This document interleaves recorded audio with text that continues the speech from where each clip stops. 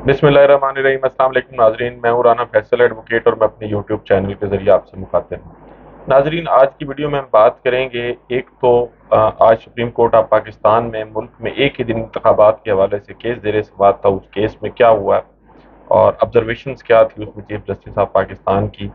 उसके साथ साथ हम वीडियो में बात करेंगे पाकिस्तान बार कौंसिल के हवाले से। पाकिस्तान बार कौंसिल भी खुलकर सामने आ गई है और वारदातियों ने, यानी ये इस पीडीएम टोले ने एक और वारदात डाली है, एक बिल मंजूर कराया। वो बिल क्या है उस पर भी आपसे बात करेंगे। और इमरान खान साहब जो हैं उनको आज एक अदालती नाकामी का सामना करना पड़ा है, उसके बारे में भी बात करेंगे आपसे इस वीडियो में।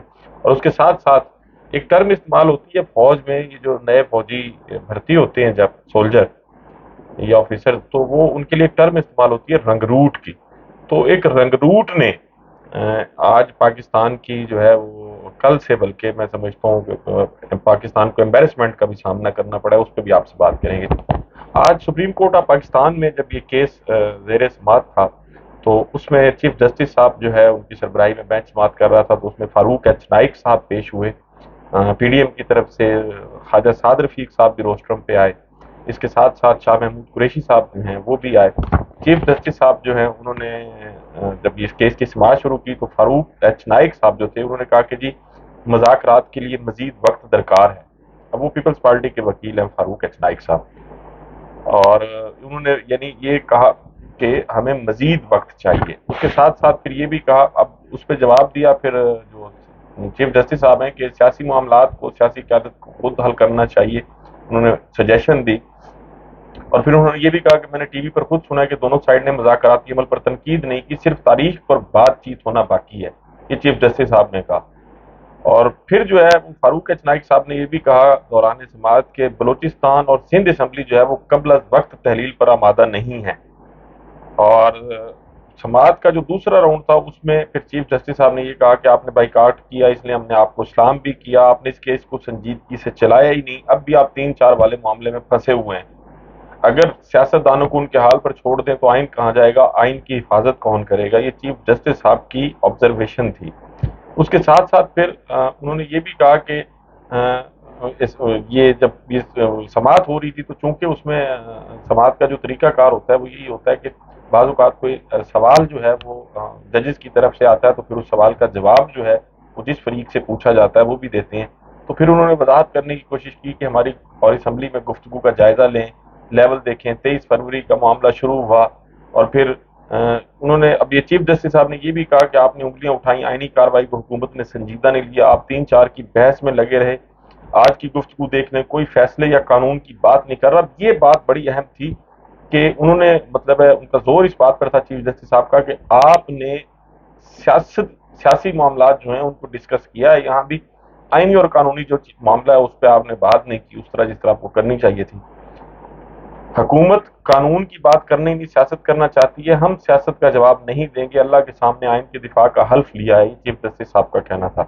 और उन्होंने ये भी रिमार्क्स देते हुए कहा कि आप बातचीत करते रहे लेकिन अदालत ने आइन पर अमल करना है, अगर मुज़ाकरात कामयाब नहीं होते तो हमारा फैसला मौजूद है।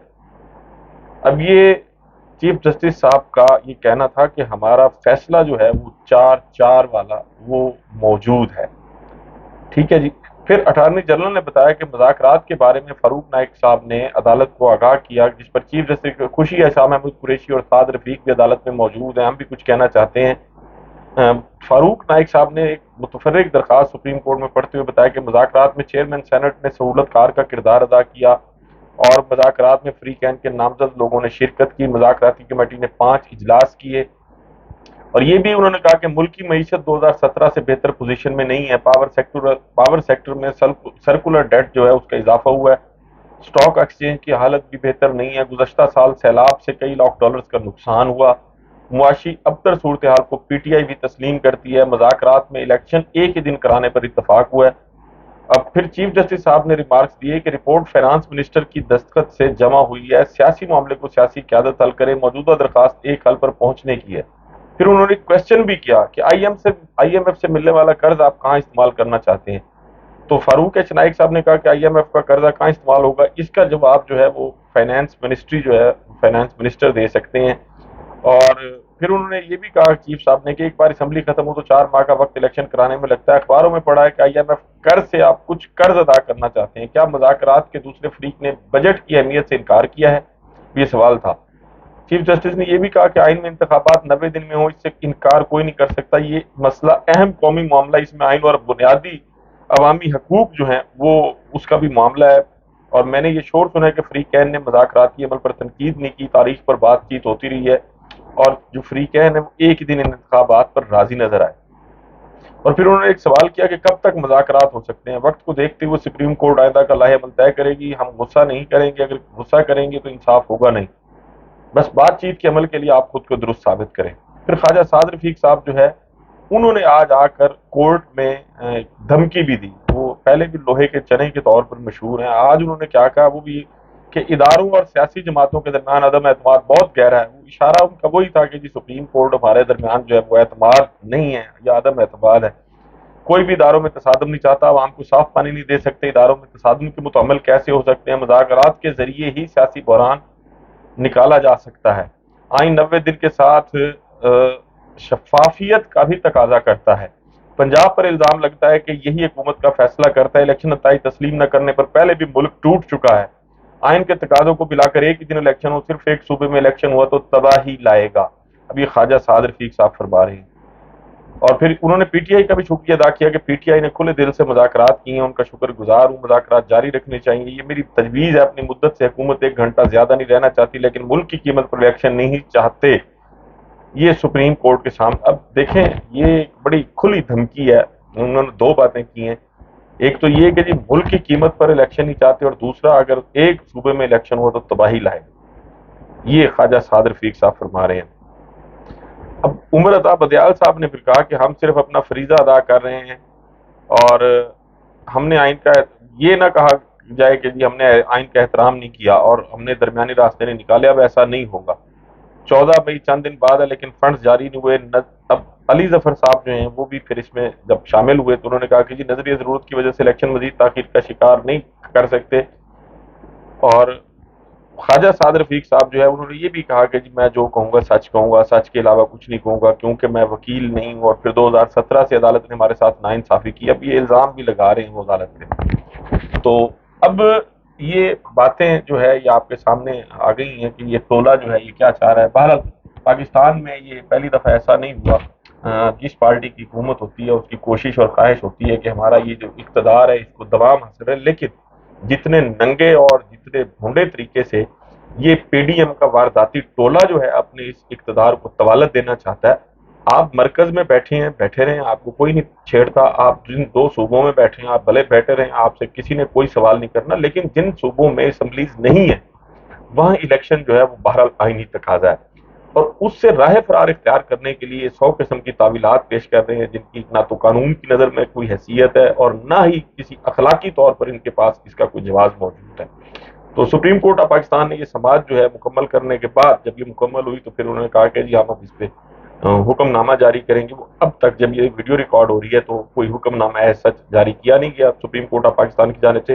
لیکن لگتا یہی ہے کہ وہ 4-4 والا جو فیصلہ ہے جس میں 14 مئی کے الیکشن کے حوالے سے سپریم کورٹ آف پاکستان نے آرڈر جاری کیا تھا، تو اس آرڈر کی راہ میں جو لوگ رکاوٹ بنے ہیں بہرحال ان کے خلاف کارروائی ہوتی ہوئی نظر آ رہی ہے. سپریم کورٹ آف پاکستان شاید اس سے پہلو تہی کا لفظ تو میں استعمال نہیں کروں گا، لیکن بہرحال ایک موقع دینا چاہ رہی تھی کہ چونکہ ماضی میں وزرائے اعظم جو ہیں وہ گھر جاتے رہے عدالتی فیصلوں کے نتیجوں میں، تو اب شاید سپریم کورٹ یہ نہیں چاہتی تھی کہ ہمارے کسی فیصلے کے نتیجے میں یہ گھر جائیں.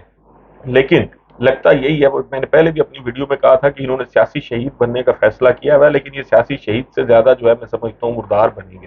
اس کے ساتھ ساتھ جو ہے وہ پاکستان بار کونسل کے حوالے سے بھی آج ایک خبر تھی، اور وہ یہ کہ انہوں نے پاکستان بار کونسل نے سپریم کورٹ بار ایسوسی ایشن کے سیکریٹری اور ایڈیشنل سیکریٹری کو سیٹ کر دیا. وہ ظاہر ہے ان میں وہی لوگ بیٹھے ہیں اقتدار میں جو اس PDM کے حمایت یافتہ ہیں. اور اعظم نذیر تارڑ صاحب جو ہیں وہ بھی پاکستان بار کونسل کے ممبر ہیں اور حکومتی وزیر بھی ہیں، مسلم لیگ نون کے سینیٹر ہیں. تو اب وہ آوازیں جو پاکستان بار کونسل میں ان کے خلاف بلند ہوتی تھیں ان آوازوں کو بھی بند کرنے کے لیے 2 لوگوں کو ڈی سیٹ کر دیا گیا. تو اس پہ جو ہے وہ پیٹیشن بھی سپریم کورٹ آف پاکستان میں فائل ہوگی اور سپریم کورٹ آف پاکستان نے اس میں اٹارنی جنرل اور پاکستان بار کونسل کو نوٹس بھی جاری کر دیے ہیں اور اسٹیٹس کو جو ہے وہ بھی بہرحال گرانٹ کر دیا گیا۔ تو پاکستان بار کونسل کا یہ جو طرز عمل ہے اور یہ جو طریقہ کار ہے بہرحال انتہائی میں سمجھتا ہوں افسوسناک ہے۔ وکلاء کے اداروں کو حکومتی ٹولے کی پشت پناہی کرنے کے لیے اور بہت ساری چیزیں موجود ہوتی ہیں ان کے پاس، لیکن اپنے ہی ایک ادارے کے خلاف یا اس کے کچھ لوگوں کے خلاف اس قسم کے اقدامات جو ہیں وہ یقیناً قابل افسوس ہیں، اور بلکہ میں تو اس کے لیے لفظ استعمال کروں گا کہ یہ شرمناک بھی ہیں۔ اچھا، آج پھر ایک اور بھی واردات ہوئی ہے، وہ یہ ہے کہ یہ جو وارداتی ٹولہ آیا ہے یہ وارداتیں ہی ڈال رہا ہے بنیادی طور پر۔ انہوں نے اپنے پہلے کیسز ختم کرائے، تقریباً کیس ختم ہو گئے ہیں، پھر انہوں نے اپنے مخالفین پر جن میں پاکستان تحریک انصاف اور عمران خان کے علاوہ دیگر قیادت جو تھی وہ 250 سے زیادہ مقدمات ان کے خلاف بنائے۔ آج بھی ایک بل پاس ہوا ہے، اس میں وہ لوگ جو عدالتی سزا یافتہ ہیں ان کے عدالتی فیصلوں پر نظر ثانی کا بل جو ہے وہ پاس ہوا ہے۔ بعض نظر میں یہ جو بل ہے یہ بہرحال توہین عدالت کے زمرے میں آتا ہے۔